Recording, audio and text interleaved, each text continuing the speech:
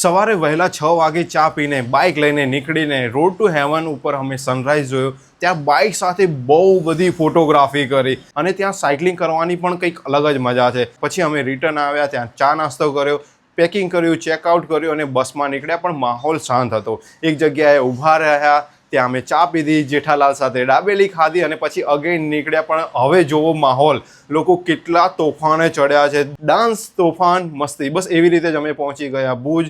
ત્યાં પહેલાં અમે ચા પીધી, અમારી ટ્રેન આવી એટલે અમે નીકળ્યા. ટ્રેનથી બહારના નજારા જોતા જોતા અમે ગાંધીધામ પહોંચ્યા, જ્યાં એક ફ્રેન્ડ અમારા માટે દાબેલી લઈને આવ્યા હતા. તો અમે દાબેલી ખાધી, થોડી વાર પછી અમે ચા પીધી અને આવી રીતે જ અમે પહોંચી ગયા ચાંદલોડિયા, અમદાવાદ. ઓટો રિક્ષા લઈને એસજી હાઈવે ઉપર ચાલતા ચાલતા હું પહોંચી ગયો મારા ઘરે.